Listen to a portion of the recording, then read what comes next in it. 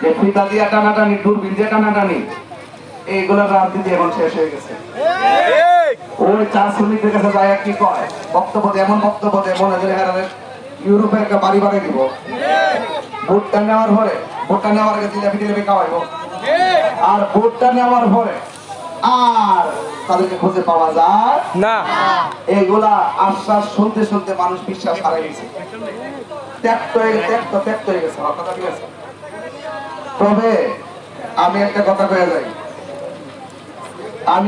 বলে যাই, আমি আপনাদেরকে বড় বড় আশ্বাস দিতাম না, তবে আপনারা আমার বানায় দেন। তাই 22 বছর যে ওয়াজ করছে, ওয়াদা কালাম করছে, কোন কাউকে ভয় করে কি হক কথা বলা বন্ধ করছে? ডাক্তারি ভাষায় কথা বলছি, অনেক জুলুমের শিকার হয়েছি, মাঠ থেকে পালাই গেছি। তো সমাজের দায়িত্ব যদি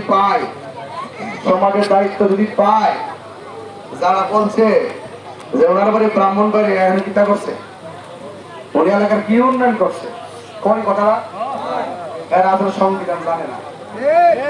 একটা লোক যে কোনো জায়গা থেকে নির্বাচন করতে পারে, তারেক রহমান কয়েকটা জায়গা থেকে নির্বাচন করতেছে।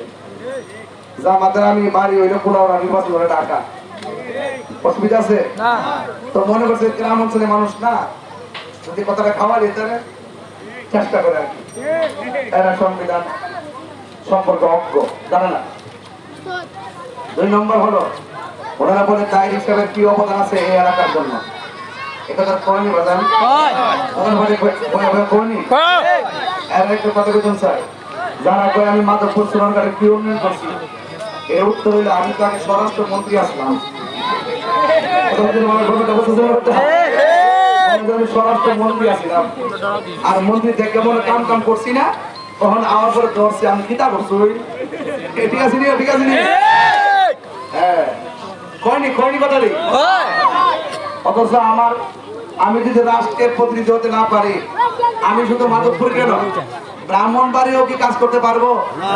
হ্যাঁ, যদি প্রতিনিধি হইতে পারি, যে বাজেট দিবে ওই বাজেট অনুযায়ী শাখা প্রশাখা সব রাস্তাঘাট করতে পারবো। যদি ক্ষমতা বা প্রতিনিধি হওয়ার পর না করি, তখন আপনারা আমার করবেন, ঠিক নেই? আমি এখন আইসিনে পড়ছাইতাম কি আইসিনিও শেষ কথা কয়ে নাই।